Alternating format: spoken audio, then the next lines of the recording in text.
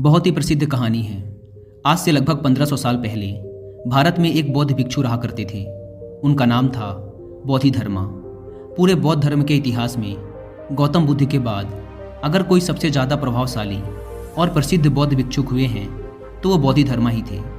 गौतम बुद्ध के बाद बोधिधर्मा ने ही बौद्ध धर्म को सबसे ज़्यादा फैलाया था।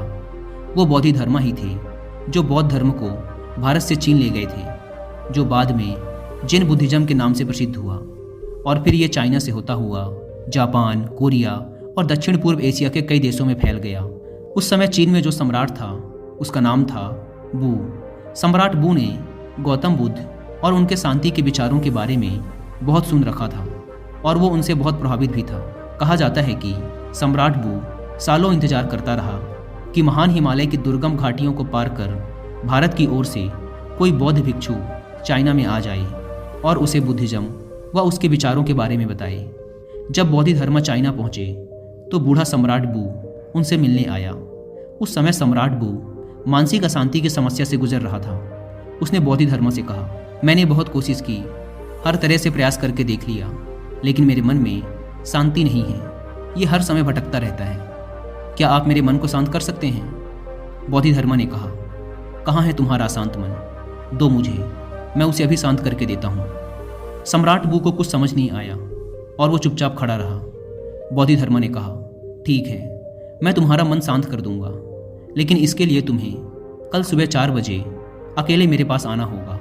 और हाँ, याद रहे, अपना अशांत मन अपने साथ ही लेकर आना, उसे भूलना मत। सम्राट बू को ये जवाब कुछ अजीब सा लगा। वो उस पूरी रात सो ना सका। सोचता रहा कि कैसा पागल भिक्षु है, कहता है मन साथ लेके आना। भला मन भी कोई बाहरी सामान है जिसे मैं छोड़कर आ जाऊंगा? उसने कई बार निश्चय किया कि जाने का कोई मतलब नहीं, इंसान पागल मालूम पड़ता है, लेकिन उसके पास और कोई दूसरा रास्ता भी नहीं था। इसलिए उसने निश्चय किया कि वो एक बार उस भिक्षु के पास जरूर जाएगा। अगली सुबह 4 बजे सम्राट बू बोधिधर्मा के पास पहुंच जाता है। बोधिधर्मा आंखें बंद करके ध्यान में बैठे हुए थे। सम्राट के आने की आहट पाकर बोधिधर्मा अपनी आंखें खोलते हैं और सम्राट बू से कहते हैं, तो तुम आ गए? लाओ अब जल्दी से अपना अशांत मन मुझे दे दो, मैं उसे शांत करके तुम्हें वापस देता हूँ। सम्राट बू ने कहा, ये आप कैसी बातें कर रहे हैं? क्या मन भी कोई वस्तु है जिसे मैं आपको दे दूँ? ये तो मेरे अंदर है, मेरे सिर की हड्डियों के अंदर है। बोधिधर्मा ने कहा, तो इससे एक बात तो साफ है कि तुम्हारा मन तुम्हारे ही अंदर है। सम्राट ने कहा, हाँ, मेरा मन मेरे ही अंदर है। बोधिधर्मा ने कहा, तब फिर तुम अपनी आंखें बंद करके बैठ जाओ और अपने उस अशांत मन को अपने भीतर खोजो। जैसे ही तुम्हें तुम्हारा अशांत मन मिल जाए मुझे बताना, मैं उसे शांत कर दूंगा। बोधिधर्मा का ये जवाब भी सम्राट बू को अजीब लगा, लेकिन वो कर भी क्या सकता था। उसने अपनी आंखें बंद की और अपने मन में उठने वाले विचारों को देखने लगा। वह अपने अशांत मन को खोजने का प्रयास करता रहा। वह जितना अपने अंदर गया वह उतना ही अपने मन को खोजने में असफल रहा। कुछ घंटे गुजर गए, सूरज निकल आया था। सम्राट बू ने अपनी आंखें खोली। बोधिधर्मा ने पूछा, मिला तुम्हारा अशांत मन? सम्राट बू ने ना में सिर हिला दिया। बोधिधर्मा ने कहा, ठीक है, कल सुबह फिर आना और दोबारा अपने मन को ढूंढने का प्रयास करना। सम्राट बू वहाँ से चला जाता है। अगली सुबह 4 बजे फिर सम्राट बू बोधिधर्मा के पास आता है। बोधिधर्मा दोबारा सम्राट को आंखें बंद करके बैठ जाने के लिए कहते हैं। सम्राट बू दोबारा अपनी आंखें बंद करके अपने भीतर अशांत मन को खोजने का प्रयास करता है। वह जितना अपने अंदर डूबता चला जाता है वह उतना ही अपने मन और विचारों से दूर होता जाता है। आज सम्राट बू को बैठे बैठे दोपहर हो गई। अब उसने अपनी आंखें खोली। बोधिधर्मा ने पूछा, मिला तुम्हारा अशांत मन? सम्राट ने फिर से ना में सिर हिला दिया। अगले दिन फिर सम्राट सुबह 4 बजे बोधिधर्मा के पास आता है और बैठकर अपने अशांत मन को खोजने का प्रयास करता है। आज सम्राट को बैठे बैठे शाम हो जाती है। जाते वक्त बोधिधर्मा ने फिर पूछा, मिला तुम्हारा अशांत मन? सम्राट बू ने फिर से ना में सिर हिला दिया। बोधिधर्मा ने कहा, ठीक है, कल सुबह फिर आना।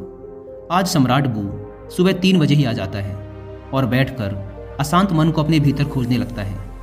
पूरा दिन गुजर जाता है, पूरी रात गुजर जाती है, लेकिन सम्राट बू अपनी आंखें बंद किए अपने अशांत मन को खोजता रहता है। बोधिधर्मा भी सम्राट बू के पास ही बैठ जाते हैं। वह जितना अपने अंदर उतरता गया वह उतना ही अपने मन को खोजने में असफल रहा। वह समझ चुका था कि अंदर मन जैसा कुछ भी नहीं है। ये तो केवल विचारों का एक समूह है जिसे हम मन कहते हैं। अगर विचार हैं तो मन है, अगर विचार नहीं तो मन भी नहीं। जब अंदर मन जैसा कुछ है ही नहीं तो इसके साथ कुछ किया भी नहीं जा सकता। जिसे हम मन कहते हैं ये तो सिर्फ वो विचार हैं जो हमारी अचेतन अवस्था में हमारे भीतर उठते रहते हैं। अगर हम अपनी चेतना में आ जाएं और जागरूक होकर जीने लगें तो यहाँ विचार जैसा कुछ नहीं रह जाता, और जब विचार नहीं तो मन भी नहीं। अब वो समझ चुका था कि बोधिधर्मा उससे बार बार ये क्यों कह रहे थे कि अपना मन मुझे दो, क्योंकि वो जानते थे कि मन जैसा कुछ नहीं होता। सम्राट बू ने अपनी आंखें खोली। बोधिधर्मा ने पूछा, मिला तुम्हारा अशांत मन? सम्राट ने कहा, अशांत मन तो नहीं मिला, लेकिन वो शांति जरूर मिल गई जिसकी मुझे तलाश थी। मैंने जब तक मन की तलाश नहीं की थी तब तक मैं बहुत परेशान रहता था, लेकिन जब मैंने तलाश की तब पाया कि मन जैसा कुछ नहीं होता। बोधिधर्मा ने कहा, जब भी तुम्हें अशांति महसूस हो तब आंखें बंद करके बैठ जाओ और अपने अंदर देखो कि ये अशांति कहाँ है, और तुम्हें तुम्हारे अंदर कोई अशांति नहीं मिलेगी। लेकिन हाँ, जब तुम खोजोगे तो तुम्हें तुम्हारे भीतर एक ऐसा इंसान जरूर मिलेगा जो बहुत ही शांत चित्त और स्थिर है। जैसे कि सम्राट बू ने महसूस कर लिया था कि मन कुछ और नहीं बल्कि हमारे विचार ही मन है। हम अपने विचारों पर नियंत्रण करके अपने मन को नियंत्रित रख सकते हैं। अगर हम अपने जीवन में देखें तो हमारे चारों तरफ ऐसे लाखों लोग हैं जो मानसिक अशांति से परेशान हैं। वो सभी इस मानसिक बीमारी से बाहर आना चाहते हैं, लेकिन उन्हें पता नहीं कि इससे बाहर कैसे आया जाए। और अगर कुछ लोग इससे बाहर आने का प्रयास भी करते हैं तो कुछ शुरुआती असफलताओं के बाद वो हार मान जाते हैं, और फिर ये मानसिक अशांति मरते दम तक उनके साथ रहती है।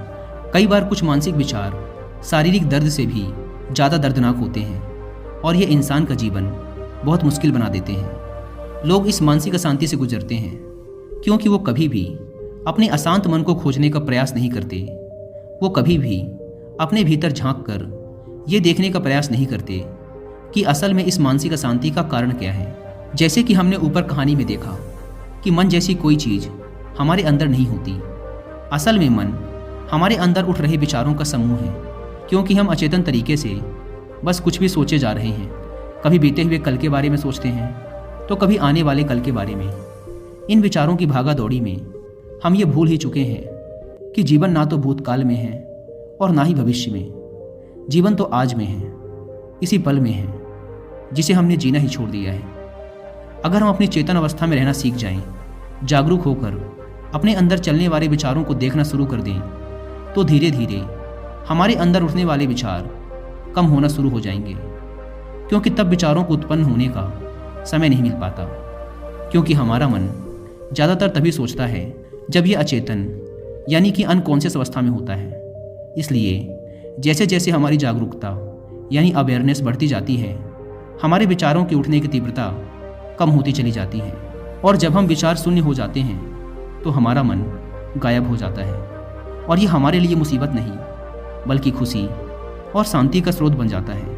इसलिए अब से जब भी आप अपने लाइफ में अशांति या किसी प्रकार का दुख महसूस करें तो चुपचाप आंखें बंद करके बैठ जाएं और अपने अंदर उठने वाले विचारों को देखना शुरू कर दें। इन उठते हुए विचारों को रोकने की कोशिश ना करें, बस इन्हें आने और जाने दें, और ना ही इन विचारों में उलझें। आप इन्हें बस ऐसे देखें जैसे कि आप किसी रोड के किनारे खड़े हैं और आती जाती गाड़ियों को देख रहे हैं। गाड़ियाँ आती हैं और जाती हैं, ऐसे ही विचार आएंगे और जाएंगे। आपको बस उन्हें देखते रहना है। समय के साथ धीरे धीरे ये विचार आने बंद हो जाएंगे, और अंत में आप खुद को एक ऐसे इंसान के रूप में पाओगे जो अंदर से एकदम स्थिर और शांत है।